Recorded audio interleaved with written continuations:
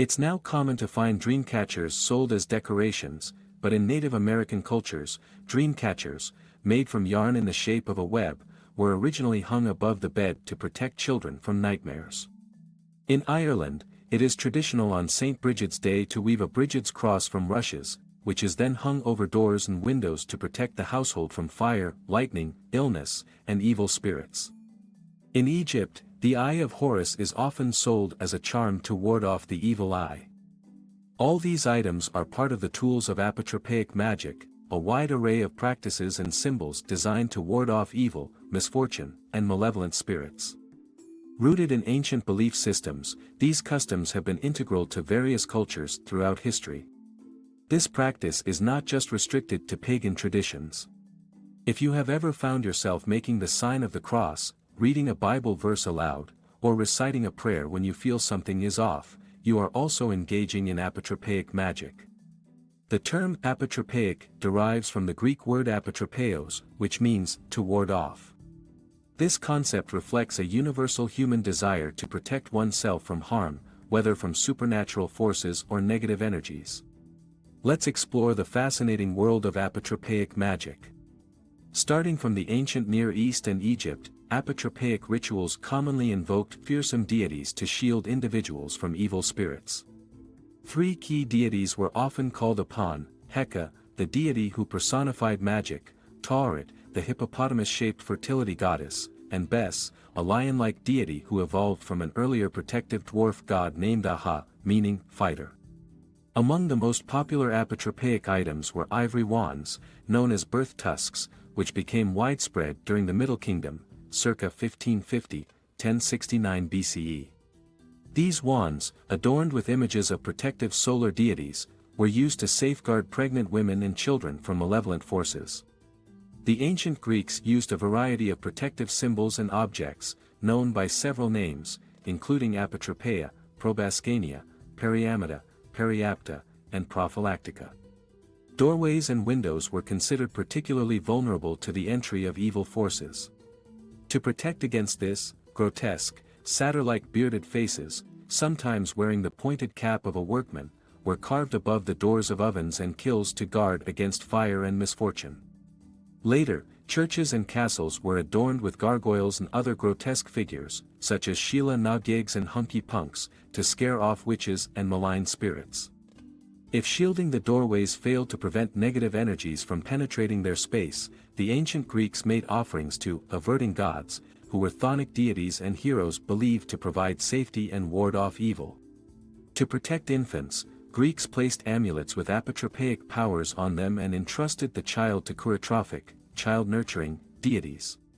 Other methods of protection from enchantment included spitting into the folds of one's clothes. Additionally, an ancient custom involved dressing boys as girls to avert the evil eye. For instance, Achilles was said to have been disguised as a girl in his youth while at the court of Lycomedes, king of Syros, to protect him from the evil eye. Eyes were often painted as protection against the evil eye. For example, Greek drinking vessels called kyllikes, eye cups, from the 6th century BCE to the end of the Classical period, were decorated with exaggerated apotropaic eyes, likely to prevent evil spirits from entering the mouth while drinking. In medieval Europe, the rise of witchcraft led to various protective measures. Iron horseshoes were often nailed above or near doorways as charms to ward off evil. Among naturally occurring protective substances, iron was considered the most powerful. Many old cemeteries were enclosed by iron fences with spikes, not just to deter intruders but also to contain the spirits of the dead. The horseshoe's use as a protective charm may have originated as a secret symbol of lunar goddess worship. A popular legend also attributes its power to Saint Dunstan, a blacksmith who later became the Archbishop of Canterbury. According to the tale, the devil asked Dunstan to shoe his horse, but instead, Dunstan nailed a shoe to the devil's hoof. He only agreed to remove it after the devil promised never to trouble any home displaying a horseshoe as an amulet. Inside the house, one can sometimes find various objects buried within the walls of houses to guard against witchcraft. These included specially prepared witch bottles, horse skulls and dried cat bodies. Witch marks or anti-witch marks also gained popularity during this period. These are symbols or patterns scratched into the walls, beams, and thresholds of buildings to protect against witchcraft or evil spirits. In Britain, these marks often took the form of flower-like patterns of overlapping circles, such as hexafoils. Taper burn marks on thresholds from this period are also believed to be apotropaic. At the Bradford-on-Avon Tithe Barn, a flower-like pattern of overlapping circles is carved into a stone in the wall. Similar marks have also been discovered in various historic buildings, including Knowle House, Shakespeare's birthplace in Stratford-upon-Avon, the Tower of London, and many churches. It's important to note that it wasn't just witches people had to be cautious of, but also vampires. Crosses, crucifixes, silver bullets, wild roses, and garlic were traditionally believed to ward off or destroy vampires. In Romania, traditional beliefs about vampires, known as strigoi, led to various methods of dealing with suspected vampires. These included exhuming the body, driving a wooden stake, often made of ash, hawthorn, or oak, through the heart, and decapitating the corpse, placing the head between the legs or burying it separately. In extreme cases, if a vampire was thought to be particularly powerful or dangerous, the entire body would be dug up and burned to ash, completely eradicating any chance of its return. Fire is, in fact, an important element of apotropaic magic. The need fire, also known as force fire, was a special fire kindled to protect against plagues and diseases affecting livestock in various regions of Western, Northern, and Eastern Europe. Druids were said to drive cattle between two bonfires while reciting powerful incantations to shield them from illness. This practice of leading cattle between fires continued for nearly 1,000 years, lasting into the 19th century throughout Ireland and parts of Scotland. Torches made from fir or turf taken from the bonfire were carried in a sunwise direction around homes and fields for protection. While Samhain has now evolved into our modern Halloween, Beltane festivals continue to be celebrated across the British Isles. Notably, the Beltane Fire Festival held on Calton Hill in Edinburgh, Scotland, is particularly famous. Apotropaic magic is not limited to the West. In medieval China, apotropaic practices were deeply rooted in Taoist, Buddhist, and folk traditions, some of which have survived and evolved into modern customs. For example, Taoist priests in medieval China would draw mystical symbols, known as fu, on paper or wood to ward off evil spirits and misfortune. These talismans were burned and ingested, carried in wallets, or placed above doorways for protection. Fu talismans are still widely used in China today. The presence of men shen, door gods, can also be found, images of fierce warrior deities placed on doors to block harmful spirits from entering the home. Mirrors have long been used in Chinese apotropaic magic, as they were believed to repel evil spirits by reflecting them away. This practice has evolved into the use of bagua mirrors, which are often seen hanging above the doors of Chinese households. In Chinese folklore, there is a belief in a mythical creature known as the Nian, which is said to emerge from the mountains or the sea once a year to feast on livestock and, in some versions, even human beings.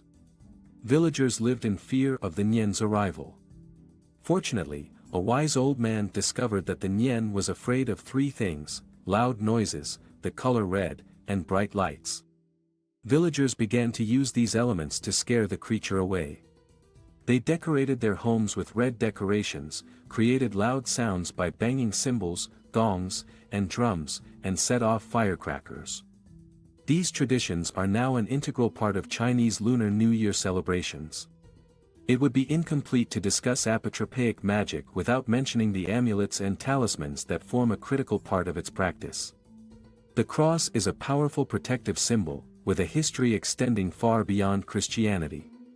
The equal-armed cross is one of the oldest religious symbols on Earth and has evolved into many variants, including the Egyptian crux ansata, or Ankh, the swastika, known as Yungdrung, or the Eternal, in Tibet, and the Philfot, meaning for feet, in Europe. The cross's symbolism is rich and diverse, representing the intersection of two worlds or planes, the spinning wheel of the sun, or the division of the world into the four cardinal directions. Its association with the image of a sacrificed god is not confined to Christianity. Figures like the Persian/Roman Mithras, the Etruscan god Ixion, and the Aztec Quetzalcoatl have all been depicted as crucified on various forms of crosses. Beyond the cross, countless protective symbols have been crafted into amulets. The Hamsa hand, also known as the hand of Fatima, daughter of Muhammad, or the hand of Miriam, sister of Moses and Aaron, is a popular Middle Eastern symbol of protection.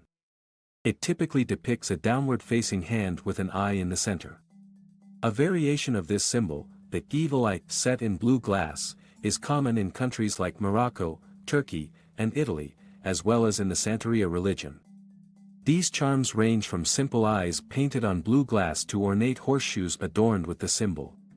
The triskele, a three-armed symbol, is another potent apotropaic image, often featuring a gorgon or Medusa head at the center in ancient Greece and Italy, intended to petrify witches and harmful spirits. In Italy, protective hand gestures like the mano fico, fig hand, and mano cornuto, horned hand, are often seen on amulets, made from materials like silver or blood-red coral for added potency. In addition to amulets, talismanic seals engraved on metal or drawn on parchment have long been used for protection. Notable examples include the satyr square and the abracadabra charm. The satyr square, a Latin palindrome reading satyr arepo tenet opera rotas, has been used since ancient times, with meanings ranging from "the sower holds the wheels with care" to cryptic Christian references like Pater Noster, Our Father. It has been used in protective magic for centuries, even appearing as a hex sign among the Pennsylvania Dutch. The word abracadabra, now commonly associated with stage magic, originally held great mystical significance. The most widely accepted origin is the Aramaic phrase avracadabra, meaning, "I create as I speak." As I mentioned in a previous video, it may also be connected to Abraxas, the god beyond all gods in Gnostic traditions. Traditionally, abracadabra was written in a triangular form, with one letter removed from the word in each line. It was initially used to ward off disease and later became a charm to repel malevolent spirits and curses. Apotropaic magic is a fascinating testament to humanity's enduring quest for protection against unseen forces and misfortune. Across cultures and epochs, symbols, rituals, and objects have evolved to reflect diverse beliefs and practices aimed at safeguarding individuals and communities from harm.